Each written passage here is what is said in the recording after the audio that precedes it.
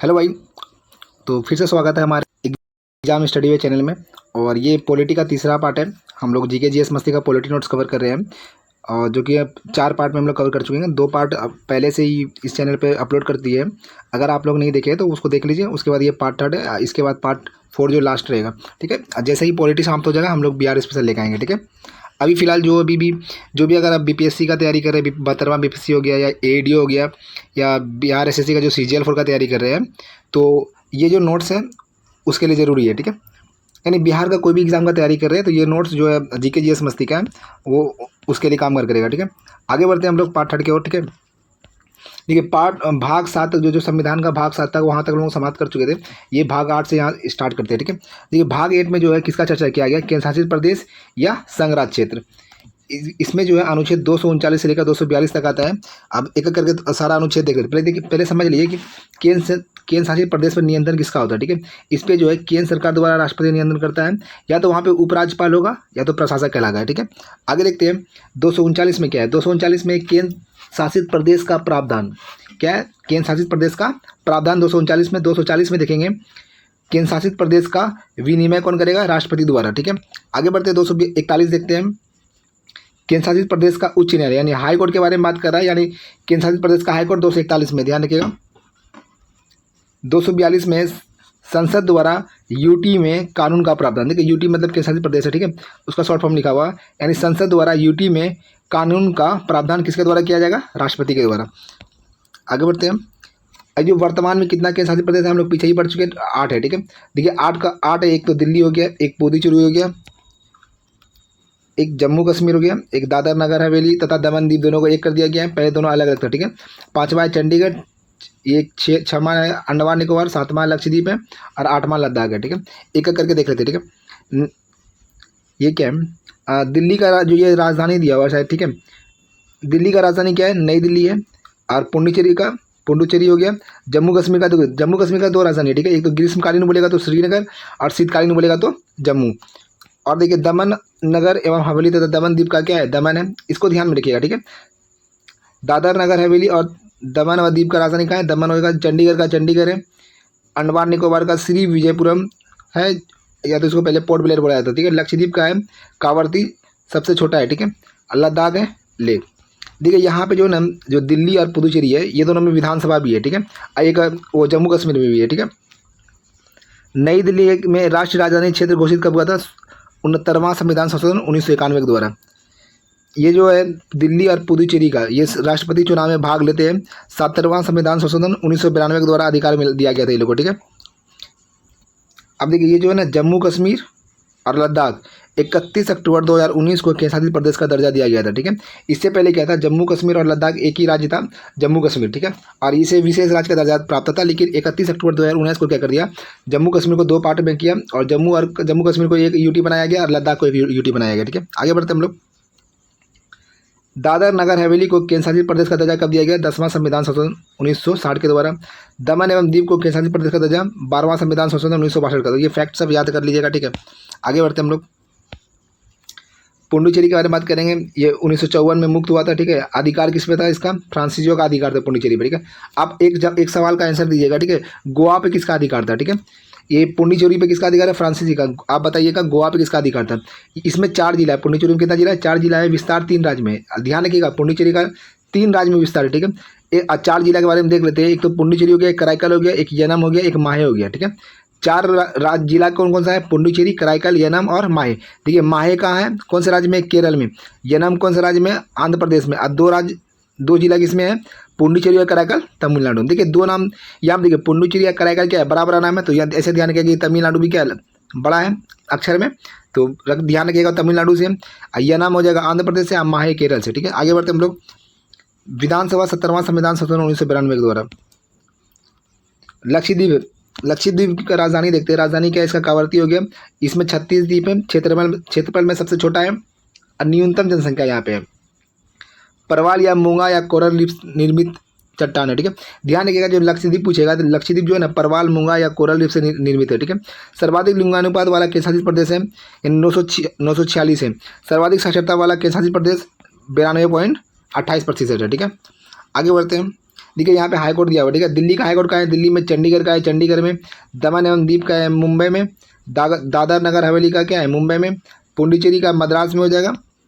जम्मू कश्मीर का श्रीनगर, लद्दाख का भी श्रीनगर, लक्षद्वीप का कोचीन हो जाएगा केरल में, और अंडमान निकोबार का कोलकाता होगा, ठीक है। इनको याद रखिए। आगे बढ़ते हैं। अब भाग 8 समाप्त होता है, यहाँ से भाग 9 स्टार्ट हो गया, ठीक है। भाग 9 का संबंध किससे है, पंचायती राज से। देखिए यहाँ से जो है ना, भाग 9 से जो है पंचायती राज से क्वेश्चन हर एक एग्जाम में आता है, ठीक है। इसको थोड़ा ध्यान से देख लीजिएगा, ठीक है। और आर्टिकल को भी ध्यान रखिएगा। भाग 9 पंचायती राज 243 का ए से 243 ओ तक है। भाग 9 का ए क्या है, नगर पालिका से संबंधित है। और भाग 9 का बी क्या है, सहकारिता से। देखिए भाग 9 है नगर पालिका में 243 का पी से लेकर कहाँ से, 243 का जेड जी तक। और सहकारिता के बारे में बात करेंगे 243 जेड एच से लेकर जेड टी तक है, ठीक है। पंचायती राज से कुछ फैक्ट देख लेते हैं हम लोग, ठीक है। पहली बार जो अनुच्छेद 40 में इसका चर्चा किया गया, यानी अनुच्छेद 40 किसमें, डीपीएसपी के अंतर्गत आता है। इनको जो संवैधानिक दर्जा कब मिला था, 73वां संविधान संशोधन 1992 के द्वारा। अधिनियम 1993, यानी लागू अगर पूछेगा तो वो जगह 24 अप्रैल 1993 को लागू किया जाता। पर इसी दिवस पे हम लोग 24 अप्रैल को मनाते हैं पंचायती राज दिवस। अनुच्छेद के बारे में बात करेंगे तो हम देख चुके थे 243 है। और अनुसूची कितना है, 11वां, भाग 9, यानी भाग 9 में पंचायत राज का जिक्र किया गया और अनुसूची 11 में। आगे देखेंगे स्थानीय स्वशासन, ठीक है। ये क्या है, पंचायती राज क्या है, एक स्थानीय स्वशासन है। तो इसमें देखेंगे इसका किस काल का देन है, तो चोल काल का देन है, ठीक है। अगर पूछेगा किस काल की देन है तो चोल काल, ठीक है। इसको दो भाग में बांटते, स्थानीय स्वशासन को हम लोग 2 भाग में बांटते हैं, एक तो पंचायती राज और एक नगर पालिका। पंचायती राज गाँव के लिए और नगर पालिका शहर के लिए, दोनों में अंदर ध्यान रखिएगा, ठीक है। ये भाग 9 हो गया, यानी पंचायती राज भाग 9 से संबंधित है। नगर पालिका भाग 9 का ए, ये हो जाएगा पंचायती राज अनुसूची 11, नगर पालिका अनुसूची 12। पंचायती राज अनुच्छेद 243 का ए से लेकर ओ तक है। और नगर पालिका के बारे में बात करेंगे तो अनुच्छेद 243 का पी से जेड जी तक है। जो पंचायती राज को विषय दिया गया तो 29 दिया गया, नगर पालिका को 18 विषय दिया गया, ठीक है। ध्यान रखिएगा, ठीक है। जो गाँव के पास ज़्यादा विषय यानी 29 है, और नगर पालिका के पास कम है, 18 है। इसका संबंध है 73वां संविधान संशोधन से, और नगर पालिका का संबंध है 74वां संविधान संशोधन से। दोनों का जो विधेयक है 1992 में साथ ही पेश किया गया था। ये जो अधिनियम भी दोनों का सेम है, 1993, ठीक है। देखिए सर्वप्रथम लागू जब किया गया था पंचायती राज को 2 अक्टूबर 1959 को राजस्थान के नागौर से। इस समय पर प्रधानमंत्री ध्यान होगा आपको कौन होगा, ठीक है। आप कमेंट करके आंसर बता सकते हैं। ये अगर पहला नगर निगम के बारे में बात करेगा तो वो 1687 में स्थापित हुआ था मद्रास के चेन्नई में, ठीक है। आगे बढ़ते हम लोग। देखिए पंचायती राज है, ठीक है। एक निचला स्तर पे ग्राम सभा होता है, उसके ऊपर ग्राम पंचायत, उसके ऊपर पंचायत समिति, उसके ऊपर ग्राम कचहरी और जिला परिषद। ये पंचायत जी ये ऊपर नहीं होता, मतलब एक अंग है पंचायती राज का अंग है। एक तो ग्राम सभा हो जाएगा, ग्राम पंचायत, पंचायत समिति, ग्राम कचहरी और जिला परिषद, ठीक है। एक एक करके देखते हैं इसको। पंचायती राज में जो है ना, महिला को 33% का आरक्षण दिया गया है। पंचायती राज में महिला को 50% का आरक्षण देने वाला पहला राज्य पूछेगा तो वो जगह अपना बिहार, ठीक है। पिछड़े वर्ग को आरक्षण कितना परसेंट दिया गया है, 20%। ST/SC को आरक्षण जनसंख्या के अनुपात में आरक्षण मिला जाएगा, ठीक है। ठीक है, तीनों का आरक्षण ध्यान रखिएगा, ठीक है। महिला को अगर पूछेगा तो महिला को 33% का आरक्षण दिया गया है, और पिछड़ा वर्ग को 20%, और SC और ST का ध्यान रखिएगा, इन लोगों को जो आरक्षण है जनसंख्या के अनुपात में दिया गया है। आगे देखते हैं पंचायती राज से संवैधानिक समितियां, मतलब पंचायती राज से संबंधित समितियां कौन कौन सी थी वो देख लेते हैं, ठीक है। पहला है बलवंत राय मेहता समिति, जिसका गठन कब हुआ था 1957 में, ठीक है।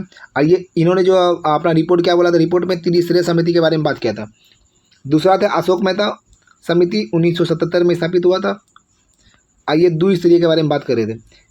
तीसरा है GVK राव समिति, जिनका गठन 1985 में किया गया था। इन्होंने चतुर्थ स्तरीय के बारे में बात किया था। चौथा LM सिंघवी, 1986 में गठन हुआ था इनका। इन्होंने पंचायती राज को संवैधानिक मान्यता प्रदान किया।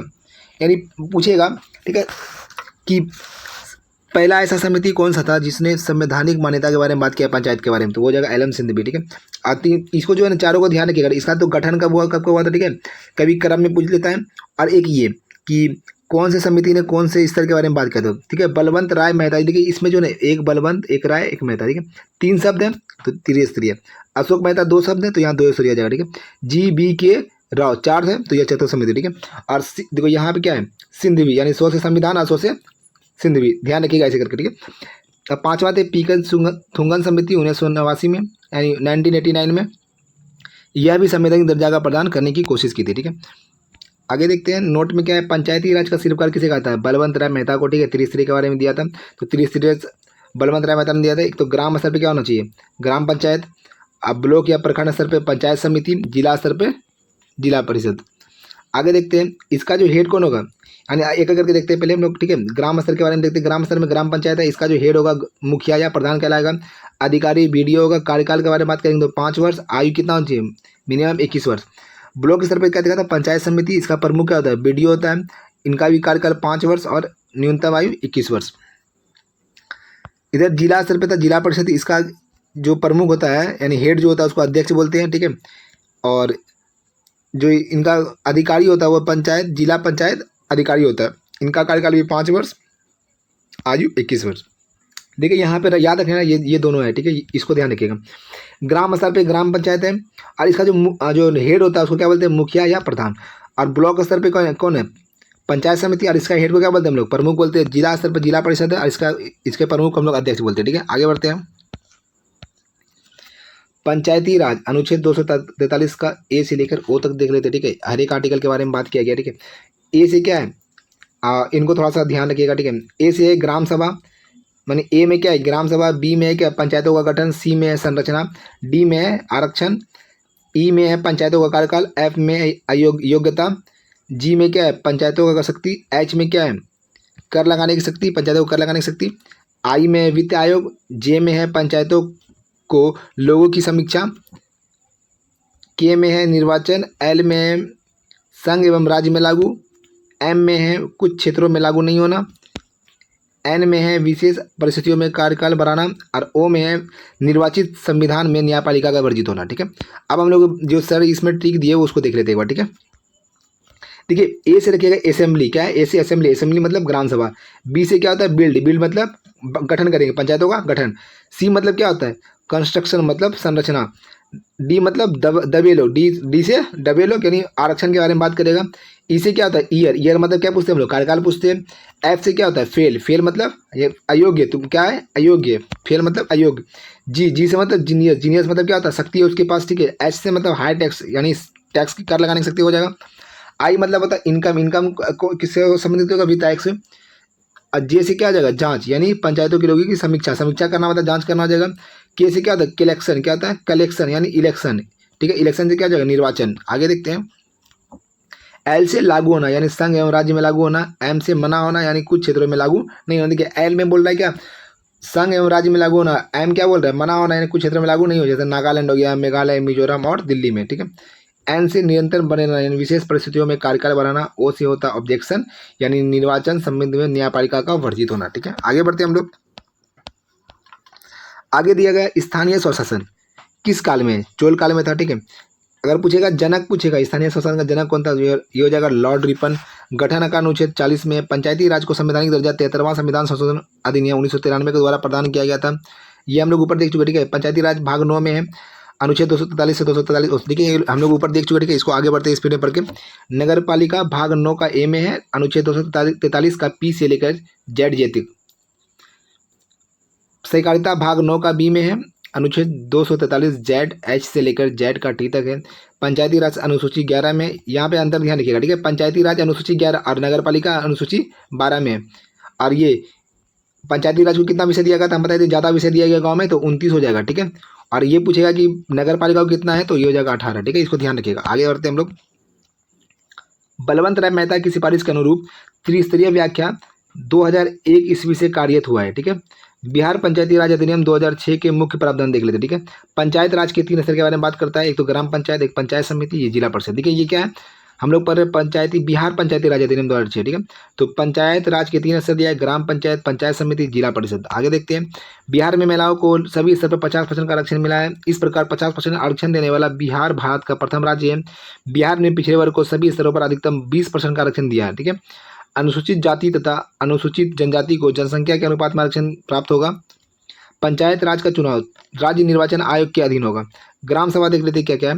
ग्राम सभा यह पंचायती राज के अधीन सबसे बड़ी सभा है, क्या है, पंचायती राज के अधीन सबसे बड़ी सभा कौन सी है, ग्राम सभा है। गांव के सभी मतदाता इसके सदस्य होते हैं, सभी मतलब जिसका भी जो नाम है मतदाता की सूची में आता है, तो वो सभी क्या होता है, ग्राम सभा के सदस्य हो जाते हैं। ग्राम सभा के 2 बैठक के बीच का अंतराल 3 माह से अधिक का नहीं होगा, 1 वर्ष में 4 बैठक अनिवार्य। ये वाला फैक्ट ध्यान रखिएगा, ठीक है। क्या क्यों, अगर हम लोग जब भी संविधान पढ़ते हैं ना, तो जैसे संसद से तुलना करते हैं, तो उसमें बोला जाता है कि 1 साल के अंदर, 1 साल में जो है मतलब कि 2 बैठक के बीच कम से कम 6 माह का गैप से ज़्यादा नहीं होना चाहिए। लेकिन यहाँ क्या बोल रहा है कि 2 बैठक के बीच अंतराल 3 माह से अधिक नहीं होना चाहिए, और 1 वर्ष में 4 बैठक क्या है, अनिवार्य। अब ऐसे, ठीक है, तो ध्यान रखिएगा, ग्राम सभा में क्या है कि 3 माह के अंतराल में होना चाहिए और 4 बैठक अनिवार्य है, ठीक है। ग्राम सभा के बैठक का आयोजन मुखिया द्वारा किया है। इसका आयोजन क्या होता है, जिसका जो हेड होता है मुखिया, उसके द्वारा किया जाता है। ग्राम सभा का कोरम गणपूर्ति सदस्यों का 1/, यहाँ पे 1/20 होना चाहिए, ठीक है, 1/20, ठीक है। यहाँ पे थोड़ा सा एक बार चेक कर लीजिएगा आप लोग, ठीक है। ग्राम सभा के बैठक का आयोजन मुखिया द्वारा कराया जाता है। ग्राम सभा का कोरम गणपूर्ति कुल सदस्यों का देख लीजिएगा 1/20 या तो 1/40 होना चाहिए यहाँ पे, ठीक है। देख लीजिएगा, एक बार क्रॉस कर लीजिएगा इसको, ठीक है, क्रॉस चेक कर लीजिएगा। आगे बढ़ते हैं, और सुनिए, और जो भी आंसर होगा इसका कमेंट करके बता दीजिएगा, ठीक है।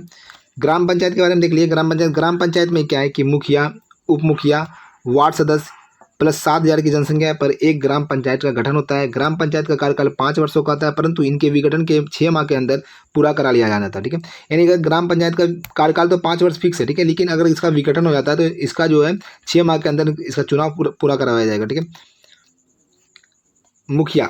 मुखिया इनका चुनाव प्रत्यक्ष मतदान द्वारा होता है। उप मुखिया इनका चुनाव वार्ड सदस्यों के बहुमत द्वारा अप्रत्यक्ष चुनाव होता है। यानी मुखिया का प्रत्यक्ष होता है, उप मुखिया का अप्रत्यक्ष होता है। बहुमत बराबर की स्थिति में परिणाम लॉटरी द्वारा किया जाता है।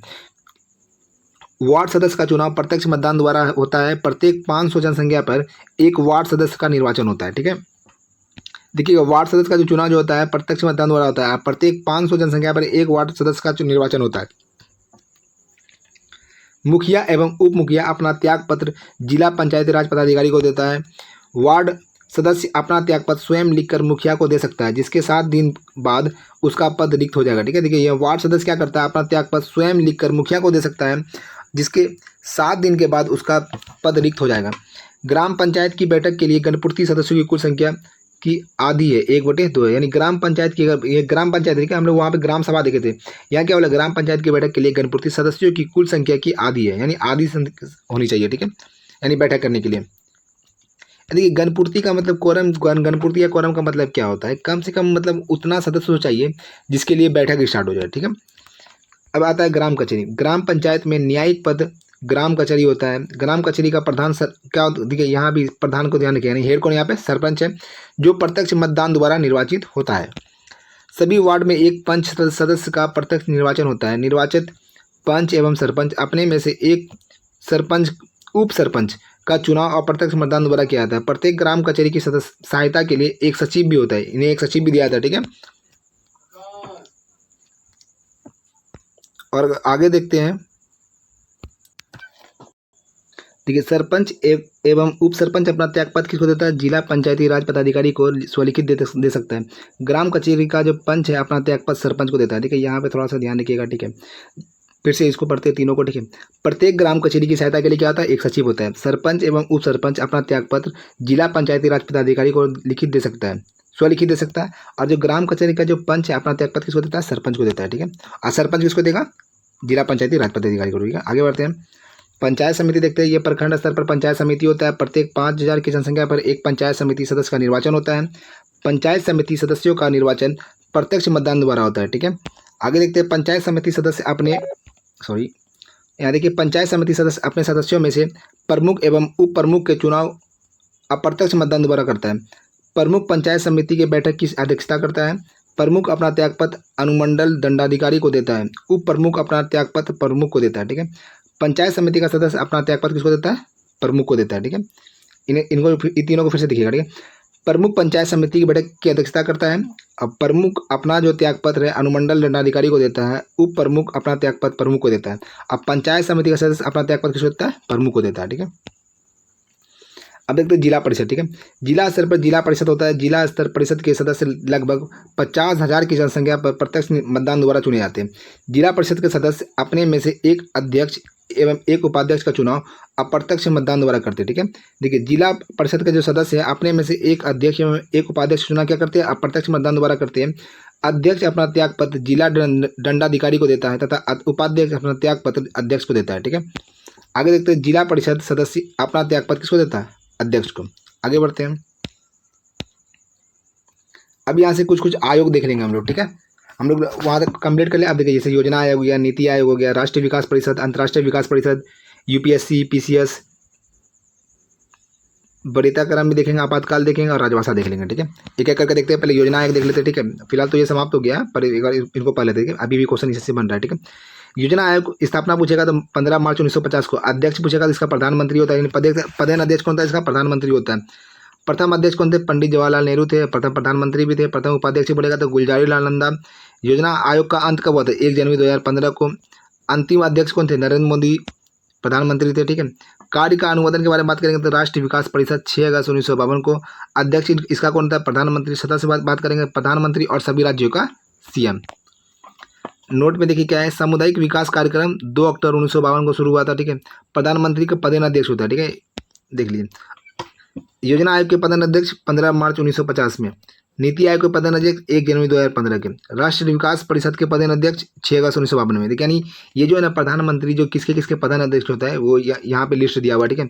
योजना आयोग का, नीति आयोग का, राष्ट्रीय विकास परिषद का, ये अंतर्राज्यीय विकास परिषद का, यहाँ पे जो है ना उसका डेट दिया गया कि इसका गठन कब हुआ था, ठीक है, ये देख लीजिएगा। अंतर्राज्यीय विकास परिषद का, अंतर्राज्यीय परिषद का, CSIR का पदेन अध्यक्ष होता है और PMO का भी अधीन होता है, ठीक है। जो CSIR का जो गठन हुआ था 1942 में हुआ था, ठीक है, वो देख लीजिए। आगे बढ़ते हैं हम लोग। अब यहाँ पे आ रहा है नीति आयोग, ठीक है, जो वर्तमान में भी चल रहा है। तो नीति का फुल फॉर्म ध्यान रखिएगा, यहाँ से भी क्वेश्चन बनता है, ठीक है। National institute for transforming India, national institution for transforming India.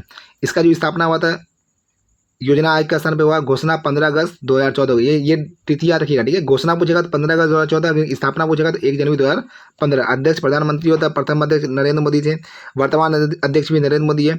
और प्रथम उपाध्यक्ष पूछेगा तो अरविंद पनगड़िया। वर्तमान उपाध्यक्ष में थोड़ा सा चेक कर लीजिएगा अभी कौन है, ठीक है। और प्रथम CEO कौन थे, सिंधु श्री खुल्लड़ हो जाएंगे, ठीक है। अब वर्तमान CEO इनको भी चेक कर लीजिएगा। ये क्या है, गैर संवैधानिक। देखिए हम बता चुके हैं संवैधानिक और गैर संवैधानिक का मतलब क्या होता है। संवैधानिक का मतलब होता है कि जिसका जो जिक्र है संविधान में किया गया है, और गैर संवैधानिक का मतलब है कि जिसका जिक्र संविधान में नहीं किया गया है, ठीक है। तो ये क्या है, संविधान में जिक्र नहीं किया गया। नीति आयोग को थिंक टैंक भी कहा जाता है, ठीक है। आगे देखते हैं। राष्ट्रीय विकास परिषद, इसकी स्थापना 6 अगस्त 1952 को हुआ था। 6 अगस्त 1952 को। इसका भी अध्यक्ष प्रधानमंत्री होता है। योजना आयोग को अनुमोदन करता था। सदस्य देखेंगे, योजना आयोग तथा राज्य के मुख्यमंत्री होते हैं। सामुदायिक विकास कार्यक्रम 2 अक्टूबर 1952 को इसी के द्वारा चलाया गया था। इसे सुपर कैबिनेट के संतानम ने कहा था, ठीक है। सुपर कैबिनेट के बारे में पूछेगा कि किसने कहा था, के संतानम किसको कहा था, राष्ट्रीय विकास परिषद को, ठीक है। अब नेक्स्ट है अंतर्राज्यीय विकास परिषद। इसका गठन कौन करता है, राष्ट्रपति करता है, ठीक है। इसका पदेन अध्यक्ष कौन होता है, प्रधानमंत्री। स्थापना कब हुआ था इसका, 1990 में। सिफारिश किया था सरकारिया समिति ने। अनुच्छेद का संबंध बोलेंगे तो 263 में क्या है, अंतर्राज्यीय विकास परिषद के बारे में बात करता है। इसको ध्यान रखिए, गठन कौन करता है इसका, राष्ट्रपति करता है, लेकिन अध्यक्ष कौन होता है, प्रधानमंत्री। सदस्य के बारे में बात करेंगे तो प्रधानमंत्री होता है, 6 कैबिनेट मंत्री, ठीक है। ये जो सदस्य का जो है ना, ये देखिएगा, इसको याद रखिएगा। इसका सदस्य में प्रधानमंत्री तो अध्यक्ष होता है, साथ में 6 कैबिनेट मंत्री और राज्य के मुख्यमंत्री, केंद्र शासित प्रदेश के राज्यपाल, ठीक है। तो 4 ऑप्शन देके पूछ सकता है, तो इसको ध्यान रखिएगा। 6 कैबिनेट मंत्री के साथ प्रधानमंत्री है, फिर राज्य के मुख्यमंत्री और केंद्र शासित प्रदेश के उपराज्यपाल है, ठीक है। आगे बढ़े। हाँ, एक वरीयता क्रम भी देखिएगा, ठीक है। इधर हाल फिलहाल के एग्जाम में जो इसका जो चलन बढ़ गया है, ठीक है, पूछा जाता है वरीयता क्रम में कौन कौन सा कितना नंबर पे, ठीक है। पहला नंबर पे देखिएगा, जो पहला राष्ट्रपति है, उपराष्ट्रपति को ध्यान रखिएगा, ठीक है। यानी तीन एक साथ याद कीजिएगा आप लोग को, ठीक है। राष्ट्रपति, फिर उपराष्ट्रपति, फिर प्रधानमंत्री। राष्ट्रपति, उपराष्ट्रपति, फिर प्रधानमंत्री। उसके बाद चौथा में क्या है, राज्यपाल आ जाएगा, ठीक है। राज्यपाल के बाद क्या है, पूर्व राष्ट्रपति। 5वां में, उसके 5 का ए में क्या है, उप प्रधानमंत्री, ठीक है। 3 हम लोग क्या याद किए थे शुरू में, राष्ट्रपति, उपराष्ट्रपति, फिर प्रधानमंत्री, फिर राज्यपाल आया, फिर पूर्व राष्ट्रपति आया, फिर उप प्रधानमंत्री आया। आज 6 में क्या है, भारत के मुख्य न्यायाधीश के साथ है लोकसभा के अध्यक्ष। इनको भी ध्यान रखा। 6 नंबर पर क्या है, भारत के जो मुख्य न्यायाधीश है उनके साथ क्या है, लोकसभा का अध्यक्ष होगा। 7 में कैबिनेट मंत्री है, राज्य के CM है, योजना आयोग के उपाध्यक्ष, विपक्षी दल के नेता किसमें आते हैं, 7 में आते हैं। 7 का एम देखेंगे, भारत रत्न प्राप्त करता है। 8 में राजदूत आते हैं। 9 में सुप्रीम कोर्ट के अन्य न्यायाधीश आते हैं, ठीक है। यानी अगर, ठीक है, यहाँ पे ध्यान दीजिएगा, सुप्रीम कोर्ट का अगर मुख्य न्यायाधीश पूछेगा तो 6 नंबर में आते हैं, ठीक है। वरीयता क्रम में 6वां स्थान पे आते हैं, लेकिन अगर अन्य न्यायाधीश पूछेगा तो 9वां स्थान पे। 9 का ये हो जाएगा मुख्य चुनाव आयुक्त प्लस CAG। 10वें नंबर पे आते हैं लोकसभा के उपाध्यक्ष, राज्यसभा के उपसभापति। 11 में है मान्यवादी। 12 में है जनरल एवं उनके समान रैंक अधिकारी, ठीक है। एक बार इनका क्रम फिर से देख लेते हैं, ठीक है। यहाँ पे ज़्यादा फैक्ट है तो याद कर लीजिएगा इसको, ठीक है। पहला नंबर पे राष्ट्रपति है, दूसरा उपराष्ट्रपति, तीसरा प्रधानमंत्री, चौथा है राज्यपाल, पांचवा है पूर्व राष्ट्रपति, पांचवा का ए हो जाएगा उप प्रधानमंत्री, छठा में दो इंसान है, मतलब दो व्यक्ति है, भारत के मुख्य न्यायाधीश, साथ में लोकसभा का अध्यक्ष, सातवां में देखिए कैबिनेट मंत्री है, राज्यों के सीएम है, योजना आयोग के उपाध्यक्ष हो जाएंगे, विपक्षी दल के नेता हो जाएंगे। सात का ए में भारत रत्न प्राप्त करता है, आठ में राजदूत है, नौ में सुप्रीम कोर्ट के अन्य न्यायाधीश, नौ का ए में मुख्य चुनाव आयुक्त प्लस सीएजी, 10 में है लोकसभा के उपाध्यक्ष, राज्यसभा के उपसभापति, 11 में महान्यायवादी और 12 में जो है जनरल एवं उनके सामान्य के अधिकारी, ठीक है। आगे बढ़ते हैं कि निर्वाचन आयोग दिया हुआ है, इसे चुनाव आयोग भी कहा जाता है। निर्वाचन आयोग चुनाव आयोग कहा जाता है। एक संवैधानिक पद मतलब समझ गया, इसका जिक्र किसमें किया गया, संविधान का, ठीक है। संविधान के कौन से भाग में किया, संविधान का भाग 15 में अनुच्छेद के बारे में बात करेंगे, अनुच्छेद 324 से लेकर 329 तक है। इसका जो स्थापना किया था 25 जनवरी 1950 को, इसलिए मतदाता दिवस कब मनाया था हम लोग, 25 जनवरी को। आगे बढ़ते हैं, वोट डालने का अधिकार क्या है, अनुच्छेद 326 में, ये क्या है, राजनीतिक अधिकार है, ठीक है। वोट डालने का अधिकार अनुच्छेद 326 और न्यूनतम आयु पहले 21 वर्ष था, ठीक है। ध्यान रखिएगा, अभी जो हम लोग वोट डाल रहे थे अभी तो 18 वर्ष है, ठीक है, लेकिन इससे पहले क्या था, 21 वर्ष है, ठीक है। 18 वर्ष का हो गया अब, ठीक है। अब कैसे हुआ था, ठीक है, 61वां संविधान संशोधन 1989 किया गया था, ठीक है। इसके द्वारा क्या किया, 21 वर्ष से घटाकर 18 वर्ष कर दिया गया, ठीक है। 21 वर्ष घटा कितना कर दिया, 11 कर दिया गया, ठीक है। अब देखते हैं कि पहले क्या था, अच्छा ये देखेंगे, जो निर्वाचन आयोग पहले एक सदस्य था, ठीक है। अब वर्तमान में कितना है, 3 सदस्य, यानी एक तो मुख्य चुनाव आयुक्त हो जाएगा और 2 अन्य चुनाव आयुक्त, ठीक है। अब कब हुआ था, 1993 में, ठीक है। और 1993 में वोटर युक्त पहचान पत्र प्रदान किया गया था इनके द्वारा, ठीक है, चुनाव आयोग द्वारा। मुख्य चुनाव आयुक्त के बारे में बात करेंगे तो ये महाभियोग जैसा प्रक्रिया द्वारा संसद के कार्यवाही द्वारा राष्ट्रपति इन्हें हटा सकते हैं। अन्य चुनाव आयुक्त देखेंगे, मुख्य चुनाव आयुक्त के कहने पर राष्ट्रपति के द्वारा हटा दिया जाएगा। यानी जो मुख्य चुनाव आयुक्त है इनको कैसे हटाया जाएगा, महाभियोग पर जैसा प्रक्रिया अपनाया जाएगा, लेकिन अन्य चुनाव आयुक्त को कैसे हटाया जाएगा, मुख्य चुनाव आयुक्त के सिर्फ कहने पर ही हटा दिया जाएगा, ठीक है, यानी राष्ट्रपति के द्वारा। वेतन के बारे में बात करेंगे तो 2,50,000 है। पहले चुनाव आयुक्त कौन थे, सुकुमार सेन, ठीक है, ध्यान रखिएगा, पहला चुनाव आयुक्त सुकुमार सेन हो जाएगा। चुनाव आयोग का कार्य क्या क्या है देख लीजिए, ठीक है। एक तो चुनाव करवाना है, एक आचार संहिता का लागू करना, चुनाव चिन्ह प्रदान करना, क्षेत्रीय पार्टी या राष्ट्रपति का दर्जा प्रदान करना, और वर्तमान में 6 राष्ट्रीय पार्टी है, ठीक है। वर्तमान में कितना राष्ट्रीय पार्टी है, यानी नेशनल पार्टी कितना है, 6 को। अच्छे का नाम ध्यान रखिएगा, तो पहला ध्यान होगा कांग्रेस है, भाजपा है, ये दोनों याद होगा, ठीक है। अब बाकी जो 3-4 देख लीजिए, बीएसपी हो जाएगा, सीपीआई, एनएनपी और आप। देखिए कांग्रेस का स्थापना 28 दिसंबर 1885 को हुआ था, ठीक है। छाप क्या है, मतलब इसका जो चुनाव चिन्ह है हाथ है, ठीक है। और स्थापना कब हुआ था, ए ने करवाया था। इनका जो भाजपा का जो कमल छाप है, ठीक है, अटल बिहारी वाजपेयी के द्वारा हुआ था। बीएसपी का गठन 1984 में, इसका हाथी है। स्थापना कांसीराम। सीपीआई 1964 में स्थापित हुआ था, हसिया, हथौड़ा एवं तारा हो जाएगा इनका छाप है, ठीक है। 2013 में बात करेंगे, जो एनएनपी का स्टार्ट हुआ था, ये पुस्तक छाप है। स्थापना कॉनरेड संगमा के द्वारा हुआ था। और आप 2011 में 12 में आई इसके राष्ट्रीय पार्टी का दर्जा 2023 में मिला, ठीक है। यानी गठन 2012 में हुआ है, दर्जा कब मिला, 2023 में। आगे बढ़ते हैं, 3 पार्टी जो राष्ट्रीय पार्टी का दर्जा नहीं है, मतलब 3 पार्टी जो राष्ट्रीय पार्टी का दर्जा नहीं रहा, अच्छा मतलब पहले राष्ट्रीय पार्टी का दर्जा मिला था, अब उन्हें हटा दिया गया, ठीक है। एक तो हो गया तृणमूल कांग्रेस पार्टी, जिसका स्थापना कब हुआ था, 1998 में कोलकाता में ममता बनर्जी के द्वारा किया था। सीपीआई की स्थापना 1925 में कानपुर में हुआ था, एमएन रॉय द्वारा। एनसीपी स्थापना 1999 में हुआ था, ठीक है। मतलब ये तीनों का पहले था, अब हटा दिया गया इनको, ठीक है। ये देखिए तृणमूल कांग्रेस पार्टी के बारे में दिया गया कुछ स्थापना 1998 में, चुनाव चिन्ह हो गया जोरा घास फूल हो जाएगा, ठीक है। और संस्थापक अध्यक्ष ममता बनर्जी, वर्तमान अध्यक्ष में ममता बनर्जी, विचारधारा क्या, धर्मनिरपेक्ष। ये हो जाएगा। जो सीपीआई के बारे में बात करेंगे, पहली बार ईवीएम का प्रयोग किया गया था 1982 में। अच्छा ये चुनाव से रिलेटेड कुछ फैक्ट है। पहली बार ईवीएम का प्रयोग 1982 में केरल के पारुल में किया गया था। पहली बार ये क्या है, पूर्व राज्य के विधानसभा का चुनाव ईवीएम, अच्छा पूरे राज्य का जो विधानसभा का जो चुनाव ईवीएम के द्वारा करवाया गया था 1999 में गोवा में हुआ था, ठीक है। वीवीपैट का प्रयोग पहली बार 2013 में नागालैंड में किया गया था। ये फैक्ट ध्यान रखिएगा, ठीक है। पहली बार अगर ईवीएम का प्रयोग पूछेगा तो 1982 में केरल के पारुल में। पहली बार अगर पूछेगा पूरे राज्य के विधानसभा का चुनाव ईवीएम द्वारा 1999 में गोवा में हुआ था। वीवीपैट का प्रयोग कब हुआ था, 2018 यानी 2013 में नागालैंड में हुआ था। और ईवीएम का फुल फॉर्म देखिए क्या है, इलेक्ट्रॉनिक वोटिंग मशीन। ईवीएम का full form electronic voting machine, आप इसका तो याद होगा, इसको ध्यान रखिएगा वीवीपैट का, ठीक है। वीवीपैट का होता है voter verifiable paper audit trial, ठीक है। अब देखिए राष्ट्रीय पार्टी का मान्यता कैसे मिलता है, कौन देता है, पहले ये देखिए निर्वाचन आयोग देता है। और 3 शर्त है, ठीक है, 1 2 3 शर्त, कम से कम 4 राज्य के विधानसभा में 6% वोट मिलना चाहिए, ठीक है।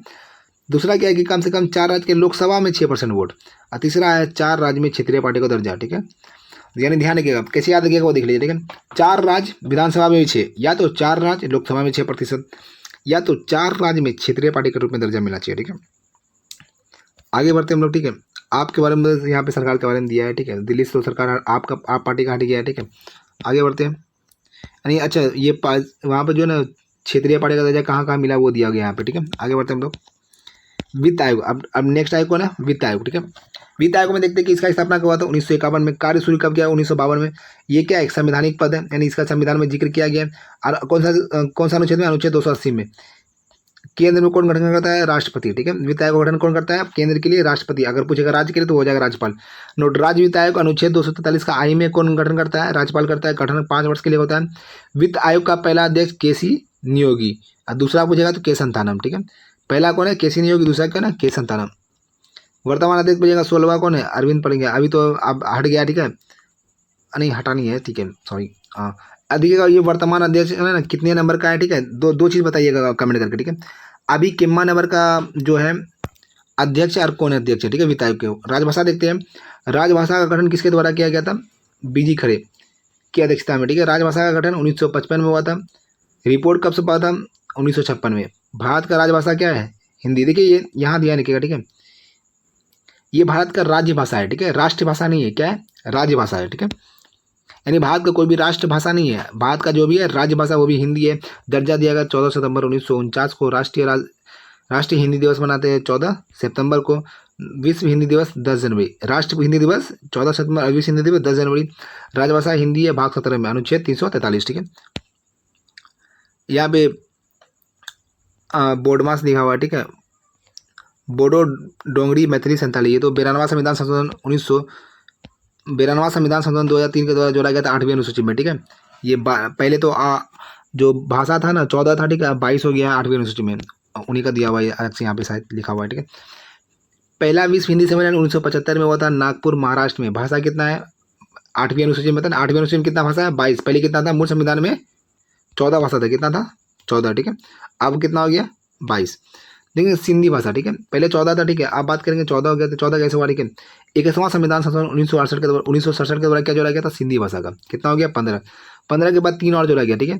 71वां संविधान संशोधन 1992 के बाद 3 भाषा दिए। नमक याद रखिएगा, ठीक है। 9 में को नमक, 9 से हो जाएगा नेपाली, मौ से हो जाएगा मणिपुर, को से हो जाएगा कोकनी, ठीक है। नेपाली, मणिपुर और कोकनी, यानी कितना हो गया? 14, 1 15, 3 18, ठीक है। अब 4 ये वाला जुड़ गया था, ठीक है। बोर्ड मास, ठीक है। बोडो, डोगरी, मैथिली, संताली, 92वां संविधान संशोधन 2003 के द्वारा, ठीक है। आगे देखते हैं हम लोग। अब है आपातकाल के बारे में, ठीक है। आपातकाल का जो लिए हम लोग कहाँ से लिए? कौन से देश से लिए? देश जर्मनी से लिए। जर्मनी का वीमर संविधान से। भाग 18 में चर्चा किया गया है। अनुच्छेद इसका 352 से लेकर 60 तक। ये जो है 3 प्रकार का होता है। कितना प्रकार का होता है? 3 प्रकार का होता है। एक तो राष्ट्रीय आपातकाल, एक राष्ट्रपति शासन, एक होता है वित्तीय आपातकाल, ठीक है। राष्ट्रीय आपातकाल होता है अनुच्छेद 352 के तहत, राष्ट्रपति शासन 356 के तहत, वित्तीय आपातकाल 360 के तहत, ठीक है। आगे बढ़ते हैं हम लोग, अब एक एक करके देख लेते हैं, ठीक है। एक है राष्ट्रीय आपातकाल अनुच्छेद 352 में। ये इनका 3 आधार होता है। कितना आधार है राष्ट्रीय आपातकाल लगाने के? 3 आधार होता है। एक तो युद्ध हो गया, एक बाह्य आक्रमण। आज जो पहले था ना आंतरिक अशांति था, क्या था पहले? आंतरिक। अब क्या हो गया? सशस्त्र विद्रोह, ठीक है, हटा दिया गया इसको, जो चेंज किया गया ना। पहले था आंतरिक अशांति, अब इसको जो सशस्त्र विद्रोह कब किया गया? 44वां संविधान संशोधन 1978 के द्वारा, ठीक है। इस समय का प्रधानमंत्री का बात पर करेंगे, जब ये राष्ट्रीय आपातकाल लगाया गया 1975 में। किसने लगाया था? इंदिरा गांधी ने।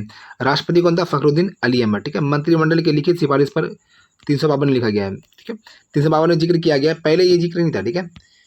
पहले ये जिक्र नहीं था कि मंत्रिमंडल की लिखित सिफारिश, ठीक है। 44वां संविधान संशोधन के द्वारा ये मंत्रिमंडल शब्द जोड़ा गया, ठीक है। बोला गया कि अब जो राष्ट्रीय आपातकाल लगाया जाएगा वो मंत्रिमंडल की लिखित सिफारिश से होगा, ठीक है। आगे बढ़ते हैं। राष्ट्रपति आपातकाल कितने बार लगाया गया? 3 बार। तो पहला कब था? 1962 में, जो भारत चीन युद्ध के समय लगाया गया। दूसरा था 1971 में, भारत पाकिस्तान युद्ध के समय लगाया गया था।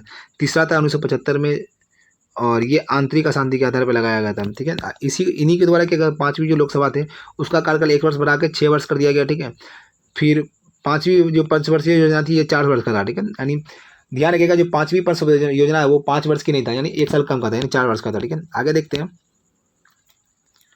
राष्ट्रीय आपातकाल का में क्या क्या प्रभाव पड़ता है, ठीक है। राष्ट्रीय आपातकाल का क्या क्या प्रभाव पड़ता है वो देखते हैं हम लोग, ठीक है। अनुच्छेद 19 में क्या है कि अपने आप समाप्त हो जाता है। 358 में ये हम लोग पढ़ चुके, ठीक है। अनुच्छेद 19 में क्या होता है? 19 क्या होता है? ऑटोमेटिक मतलब जैसे ही राष्ट्रीय आपातकाल लगाया जाएगा, तो 358 में लिखा गया है कि जैसे ही राष्ट्रीय आपातकाल लगाया जाएगा, अनुच्छेद 19 स्वतः ही समाप्त हो जाएगा। अन्य मौलिक अधिकार को रद्द किया जाएगा 359 के तहत। ठीक है, देखिए इसी में लिखा गया है कि 20 और 21 जो है ना, 20 और 21 ये समाप्त नहीं करेगा। ठीक है, बाकी अन्य अगर चाहे तो राष्ट्रपति कर सकते हैं, लेकिन 20 और 21 हमेशा बना हुआ रहेगा। मौलिक अधिकार समाप्त नहीं होगा। कौन सा? 20 और अनुच्छेद 20 और 21 ये राज्य सूची केंद्र के अधीन हो जाएगा। ठीक है, राज्य सूची में जो भी विषय वो केंद्र के अधीन हो जाएगा। राज्य सरकार का गठन स्थगित नहीं होगा। ठीक है, राज्य सरकार का यानी स्थगन नहीं होता है। ठीक है, 2 राष्ट्रपति शासन।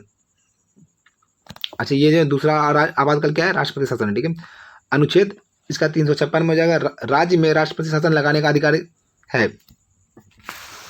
राज्य में राष्ट्रपति को जो है राष्ट्रपति शासन लगाने का अधिकार है।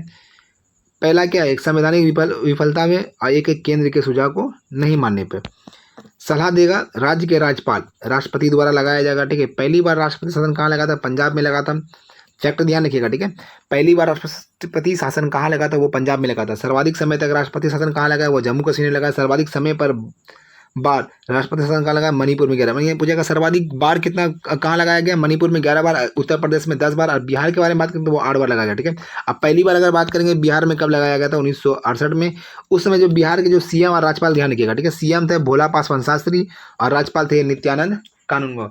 और जो लास्ट बार बिहार में लगा था 8वीं बार, वो कब लगा था? 2005 में। और उस समय का जो सीएम और राज्यपाल, ध्यान रखिएगा, उस समय का सीएम थी राबड़ी देवी, और राज्यपाल के बारे में बात करेंगे तो बुट्टा सिंह हो जाएगा। ठीक है, राज्य सरकार के बारे में बात करेंगे तो विधानसभा निलंबित हो जाएगा। ठीक है, राज्य सरकार क्या आ जाएगा? निलंबित हो जाएगा। इस समय जब राष्ट्रपति शासन लगाया जाएगा तो राज्यसभा जो राज्य सरकार है वो निलंबित हो जाएंगे। ठीक है, यानी विधानसभा निलंबित हो जाएगा। ठीक है, आगे देखते हैं हम लोग। ये थोड़ा सा देख लीजिएगा। ठीक है,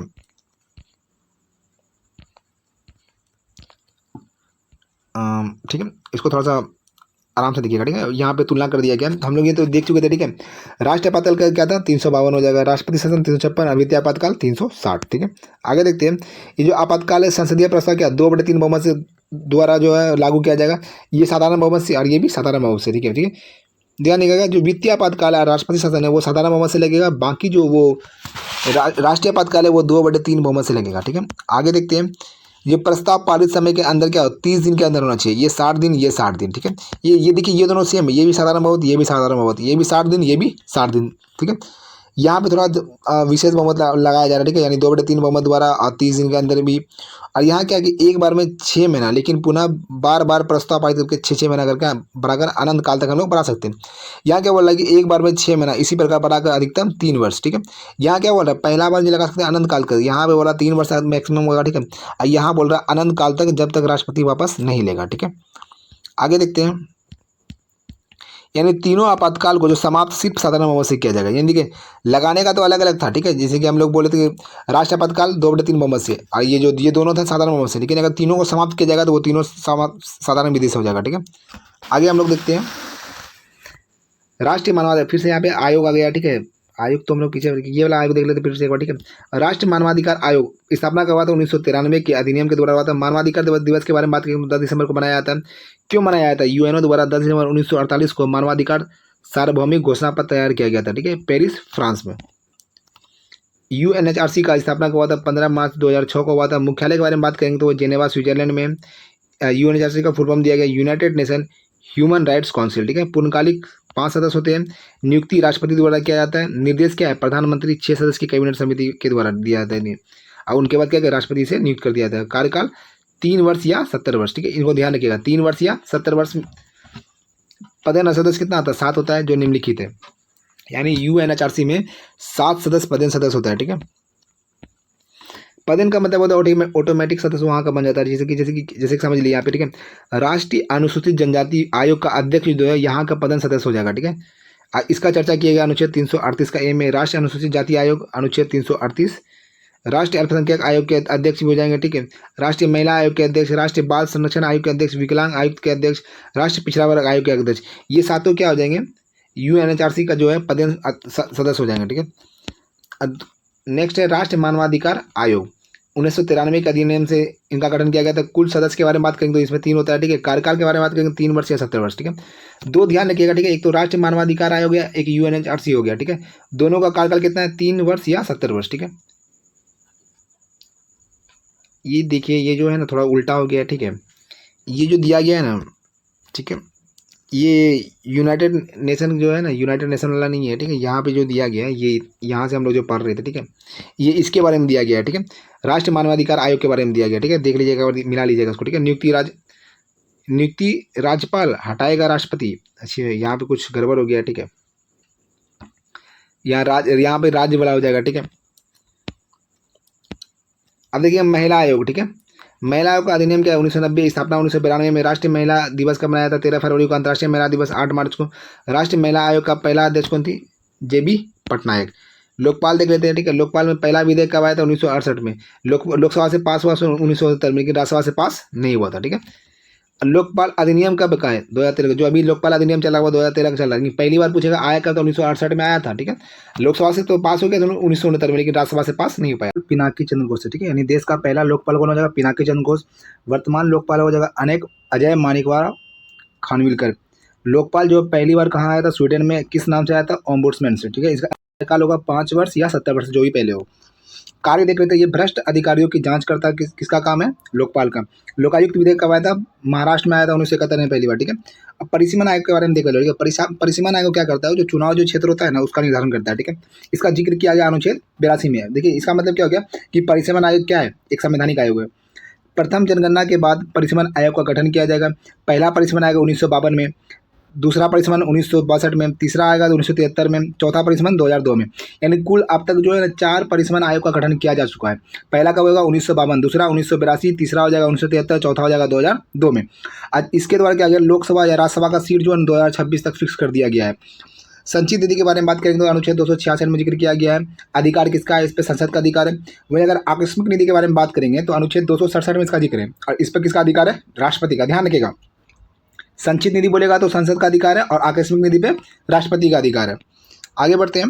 अब देख लेते हैं संवैधानिक विकास की प्रक्रिया। देखिए संवैधानिक विकास प्रक्रिया मतलब संविधान जो बना था उसका विकास भी जो है कैसे कैसे हुआ वो देखते हैं, ठीक है। इसको हम लोग 2 भाग में मिलकर बांट के पढ़ते हैं। एक तो होता है क्या, जो कंपनी शासन के अधीन का जो एक्ट आता है वो, ठीक है। और दूसरा में क्या आता है, जब 1857 का क्रांति हुआ था उसके बाद से क्या हुआ था कि क्राउन का शासन स्थापित हो गया, ठीक है। उसके बाद जो भी एक्ट आता है हम लोग उसको भारत परिषद अधिनियम कहते हैं, ठीक है। तो स्टार्ट करते हैं, पहला देखते हैं। पहला जो था 1773 का रेगुलेटिंग एक्ट। इसके पहले बारे में देख लेते कुछ ब्रिटेन के बारे में, ठीक है। ब्रिटिश जो यहाँ पे भारत पर शासन कर रहे थे, तो इस समय प्लासी का युद्ध हुआ था 23 जून 1757 को। दूसरा था बक्सर का युद्ध 22 अक्टूबर 1764। ये दोनों के बाद क्या होता है कि जो अंग्रेज का नियंत्रण जो है ना भारत में बढ़ जाता है, ठीक है। ईस्ट इंडिया कंपनी पर पहली बार ब्रिटिश का नियंत्रण स्थापित किया गया था इसी एक्ट के द्वारा। कंपनी को राजनीतिक कार्य एवं प्रशासनिक अधिकार दिया गया। पहली बार संसदीय अधिकार स्थापित किया गया। पहली बार कंपनी पर केंद्रीय प्रशासन की नींव रखा गया। इस अधिनियम के द्वारा बंगाल के गवर्नर को, देखिए यहाँ बंगाल के गवर्नर को बंगाल का गवर्नर जनरल का पद नाम दे दिया गया। इस प्रकार जो है बंगाल का पहला गवर्नर कौन था? रॉबर्ट क्लाइव, ठीक है। ये बंगाल का पहला गवर्नर है, ठीक है। अगर पूछेगा कि बंगाल का पहला गवर्नर जनरल कौन था, वो हो जाएगा वारेन हेस्टिंग। 1773 के रेगुलेटिंग एक्ट के तहत बंगाल का पहला गवर्नर जनरल कौन था? और वारेन हेस्टिंग हो जाएगा। अब बंगाल का पहला गवर्नर जनरल और अंतिम गवर्नर होगा, ठीक है। यहाँ पे कौन हो जाएगा? अंतिम गवर्नर जनरल नहीं होगा, अंतिम गवर्नर को जाएगा वारेन हेस्टिंग, ठीक है। आगे बढ़ते हैं। 1773 का पहला सुप्रीम कोर्ट कोलकाता में 1774 में स्थापित हुआ था। इसमें जो 4 न्यायाधीश थे, ठीक है। एक तो मुख्य न्यायाधीश और 3 अन्य न्यायाधीश। मुख्य न्यायाधीश का नाम याद रखिएगा, सर एलिजा इम्पे, और हो सकता है तो 3 अन्य नाम का ध्यान रखिएगा, ठीक है। चैम्बर्स हो गया, लिमेस्टर और हाइड। चैम्बर्स, लिमेस्टर और हाइड। देखिए इसी के माध्यम से ब्रिटिश सरकार को कोर्ट ऑफ डायरेक्टर के माध्यम से कंपनी पर नियंत्रण शासक हो गया। इसी के द्वारा बम्बई एवं मद्रास के गवर्नर को बंगाल के अधीन कर दिया गया। यानी जो बम्बई और मद्रास का गवर्नर था उसको बंगाल के गवर्नर जनरल के अधीन कर दिया गया, ठीक है। उसके बाद आता है एक्ट ऑफ सेटलमेंट 1781। 1773 के रेगुलेटिंग एक्ट के कमियों को दूर करने के लिए लाया गया था इसको। इसी के द्वारा बंगाल के गवर्नर को यानी बिहार प्लस उड़ीसा के लिए भी कानून बनाने का प्रावधान कर दिया गया। आगे देखते हैं पिट्स इंडिया एक्ट 1784। इसमें क्या है, जो बोर्ड ऑफ डायरेक्टर है और बोर्ड ऑफ कंट्रोलर 2 भाग में बांट दिया गया। आज बोर्ड ऑफ डायरेक्टर होता था वो होता था व्यापारिक मामला, और कंट्रोलर क्या होता था? राजनीतिक मामला। देखिए कंट्रोल से ध्यान रखिएगा, राजनीतिक। अब कंपनी में द्वैध शासन यहाँ से क्या हो जाता है? प्रारंभ हो जाता है। नेक्स्ट है 1793 का चार्टर एक्ट। इसमें क्या होता है कि कंपनी में काम कर रहे अधिकारियों एवं कर्मचारियों का वेतन भारत की संचित निधि से दिया जाएगा, ठीक है। यानी भारत को और लूटा जाएगा अभी, ठीक है।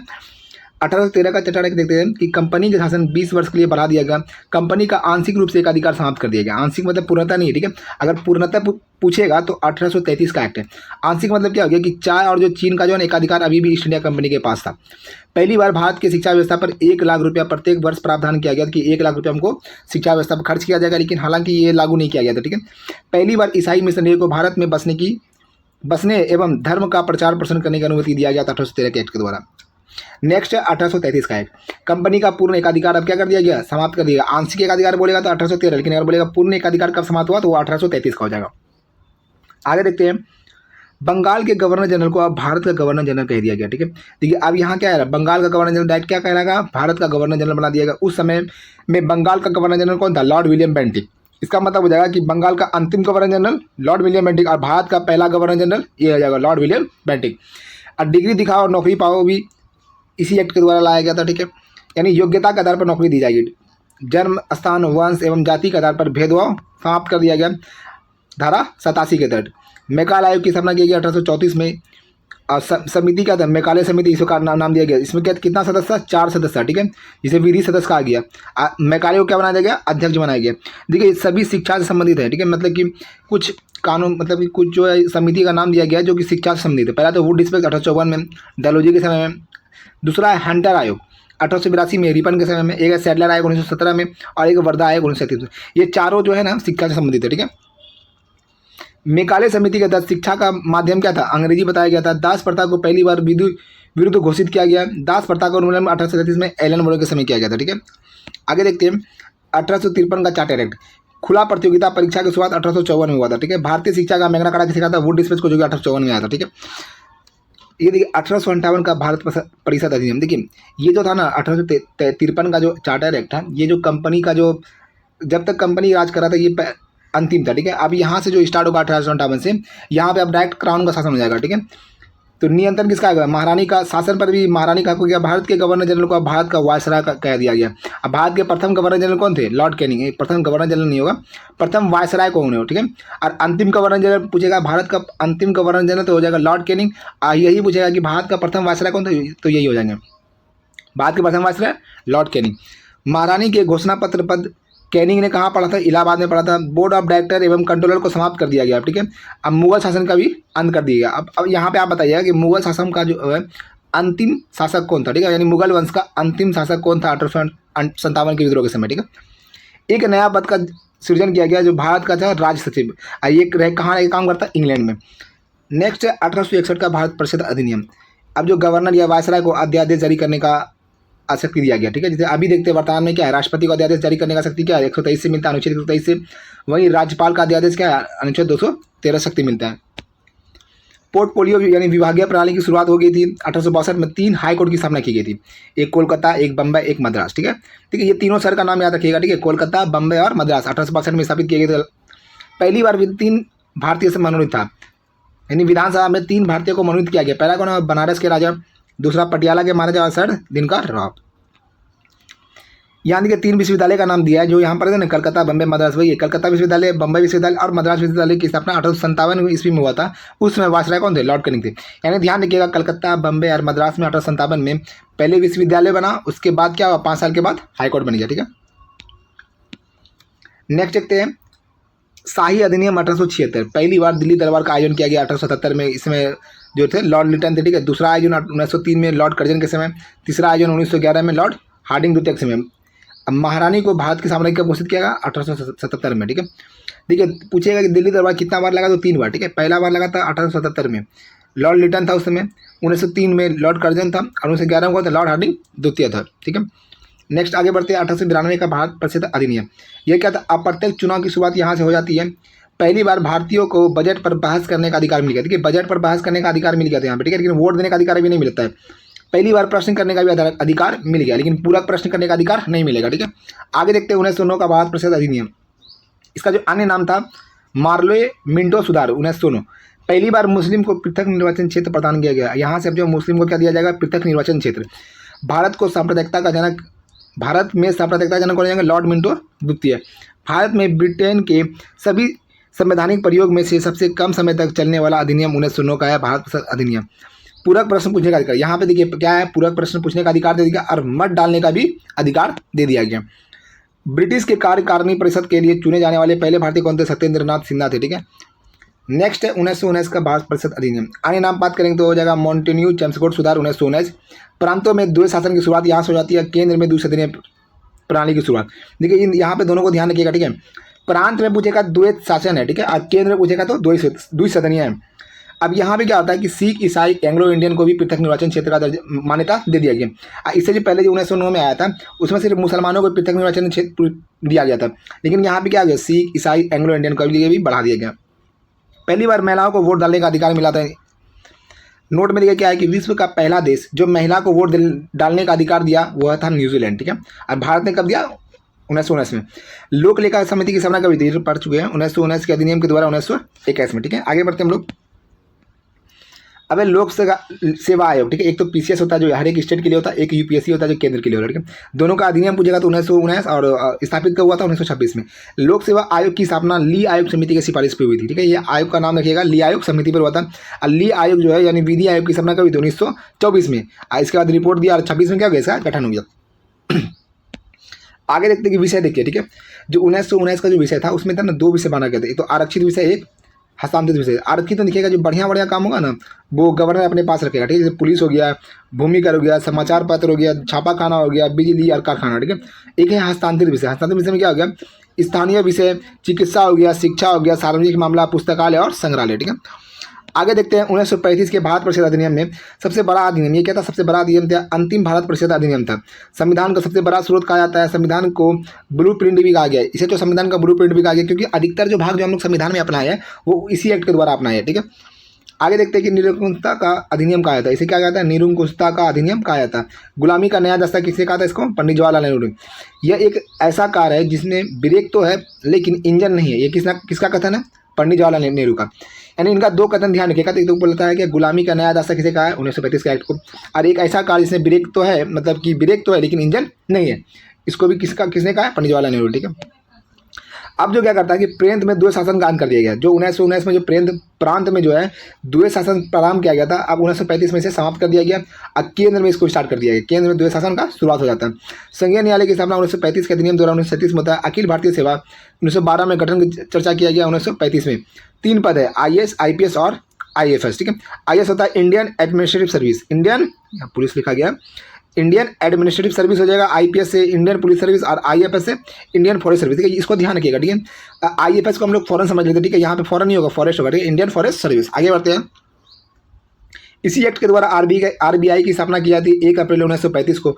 अब वर्मा को भी भारत से अलग कर दिया जाता है 1935 के अधिनियम से 1937 में। ठीक है, आगे बढ़ते हैं हम लोग। प्रांतों में चुनाव की शुरुआत कब हुई थी? 1937 में। बिहार से उड़ीसा को अलग किया गया 1 अप्रैल 1936 को। राज्यपाल का पद का प्रावधान भी इसी से किया गया है। प्रस्तावना नहीं, इसमें जो प्रस्तावना नहीं था ध्यान रखिएगा। ठीक है, अपशिष्ट सूची जो कि कनाडा से लिया गया है इसमें ही प्रावधान किया गया था। ब्रिटिश संसद की सर्वोच्चता के बारे में भी इसमें प्रावधान किया गया। अब देख लेते हैं हम लोग संविधान सभा। ठीक है, इसमें तो अधिकतर याद होगा। ठीक है, फिर भी एक बार हम लोग देख लेते हैं। संविधान सभा स्थापना किसके द्वारा होता है? वो कैबिनेट मिशन के तहत हुआ था। कैबिनेट मिशन कब आया था? 24 मार्च 1946 को। कैबिनेट मिशन के 3 सदस्य कौन कौन से थे? इसको काल के ट्रिक से याद रखिएगा। ठीक है, KAL काल से हो जाएगा क्रिप्स, A से हो जाएगा अलेक्जेंडर, L से हो जाएगा लॉरेंस। ठीक है, यानी स्टफर्ड क्रिप्स, AB अलेक्जेंडर और पैथिक लॉरेंस। और ये जो स्टफर्ड क्रिप्स थे ये व्यापारिक बोर्ड के अध्यक्ष थे। AB अलेक्जेंडर नौसेना अध्यक्ष थे और पैथिक लॉरेंस कैबिनेट मिशन के अध्यक्ष थे। इस संविधान सभा में कुल सदस्य 389 था, 389 और 10 लाख की जनसंख्या पर एक सदस्य का चुनाव यहाँ होना था। संविधान सभा का चुनाव अप्रत्यक्ष रूप से होना था। ठीक है, ध्यान रखिएगा, संविधान सभा का चुनाव किसे होना था? अप्रत्यक्ष रूप से। ठीक है, इसमें जो कुल सदस्य 389 है इसको 2 भाग में बांटा गया था। एक तो निर्वाचन होना था, एक तो देशी रियासत द्वारा मनोनीत। जो निर्वाचन होना था 296 सीट का निर्वाचन होना था और 93 देशी रियासत द्वारा मनोनीत होना था। 296 में क्या था? प्रांत जो है 292 और जो चीफ कमिश्नरी है क्षेत्र वहाँ से 4। इनका चारों का नाम ध्यान रखिएगा। इसे ट्रिक है यहाँ पे ABCD आसान से याद हो जाएगा। A से हो जाएगा अजमेर, B से बलूचिस्तान, C से कुर्ग हो जाएगा। ठीक है, क्या तो C से कुर्ग। ठीक है, और D से हो जाएगा दिल्ली। अब देखते हैं 296 सदस्य का चुनाव हो जाता है। ठीक है, जिसमें कि कांग्रेस कितना सीट जीती है? 208 सीट, मुस्लिम 73 सीट, मुस्लिम लीग 73 सीट और अन्य दल के पास आता है 15 सीट। ठीक है, आगे बढ़ते हैं। इसमें जो होता है ना एक महिला मुस्लिम थी, एक मात्र अगर बात करेंगे कि मुस्लिम महिला कौन थी? बेगम आजाद रसूल। अन्य महिला देखे थे सरोजिनी नायडू, सुचेता कृपलानी और राजकुमारी अमृता कौर। आगे बढ़ते हैं। अब जो संविधान सभा को बनाने के लिए ना बहुत सारा समितियों का निर्माण किया गया था, ठीक है। इसमें से कुल समिति पूछेगा तो 22 हो जाएगा, जिनमें प्रमुख समिति 8 था। अब सभी का अध्यक्ष दे देते, ठीक है। केंद्रीय समिति का अध्यक्ष पूछेगा तो हो जाएगा पंडित जवाहरलाल नेहरू। प्रांतीय समिति का अध्यक्ष हो जाएगा सरदार वल्लभ भाई पटेल। संघ शक्ति समिति का अध्यक्ष हो जाएगा पंडित जवाहरलाल नेहरू। मौलिक अधिकार समिति का अध्यक्ष होगा सरदार वल्लभ भाई पटेल। और अगर पूछेगा कि मौलिक अधिकार उप समिति का अध्यक्ष तो जेबी कृपलानी। यहाँ पे ध्यान रखिएगा, ठीक है। मौलिक अधिकार समिति पूछेगा तो सरदार वल्लभ भाई पटेल। वहीं अगर मौलिक अधिकार उप समिति पूछेगा तो यहाँ जाएगा जेबी कृपलानी। अल्पसंख्यक समिति का अध्यक्ष पूछेगा तो सरदार वल्लभ भाई पटेल। और अगर पूछेगा कि अल्पसंख्यक समिति का उप समिति का अध्यक्ष कौन थे, वो तो एस.सी. मुखर्जी, ठीक है। यहाँ पे भी ध्यान रखिएगा, ठीक है। आगे बढ़ते हैं। संचालक समिति का अध्यक्ष कौन होगा, डॉक्टर राजेंद्र प्रसाद। राष्ट्रीय ध्वज तदर्थ समिति का अध्यक्ष डॉक्टर राजेंद्र प्रसाद। झंडा समिति में के अध्यक्ष जेबी कृपलानी हो जाएंगे, ठीक है। यहाँ ध्यान रखिएगा प्रारूप समिति, जो यहाँ से जो हर बार क्वेश्चन पूछा जाता है उसको ध्यान रखिएगा। पूछेगा कि प्रारूप समिति का जो स्थापना किया कब किया गया था, 29 अगस्त 1947 को, ठीक है। इसका जो अन्य नाम देखिए क्या क्या है, मसौदा समिति बोला जाता है या ड्राफ्ट कमेटी बोला जाता है इसे, ठीक है। इसके जो अध्यक्ष है बाबा साहेब भीमराव अम्बेडकर, अध्यक्ष बाबा साहेब भीमराव अम्बेडकर। और इसमें जो ना 7 सदस्य, अगर कुल सदस्य पूछेगा तो 7, यानी एक अध्यक्ष और 6 अन्य सदस्य। एक तो अध्यक्ष होते बाबा साहेब भीमराव अम्बेडकर। अब आगे अन्य 6 सदस्य देख लेते हैं, ठीक है। गोपाल स्वामी अयंगर, कृष्ण स्वामी अय्यर, के.एम. मुंशी, मोहम्मद सादुल्ला, एन माधवराव और टी.टी. कृष्णमाचारी। क्या क्या नाम था, गोपाल स्वामी अयंगर। ये 6 का भी नाम ध्यान रखिएगा, ठीक है। ऑप्शन में 4 ऑप्शन दे दिया था, एक को हटा दिया था, ठीक है। एक कोई दूसरा दे देगा और पूछेगा इनमें से कौन नहीं था, ठीक है। तो सभी का नाम याद रख लिया, गोपाल स्वामी अयंगर, कृष्ण स्वामी अय्यर, के.एम. मुंशी या ध्यान रखिएगा ये एकमात्र कांग्रेसी थे इसमें, ठीक है। मोहम्मद सादुल्ला एकमात्र मुस्लिम थे, ठीक है, मुस्लिम से थे। और एन माधव और टी.टी. कृष्णमाचारी। देखिए एन माधव जो है ना एल मित्र के स्थान पर, ठीक है। एल मित्र के स्थान पर कौन था, एन माधवराव। और डी.पी. खेतान की मृत्यु होने के बाद कौन आ गया था, टी.टी. कृष्णमाचारी।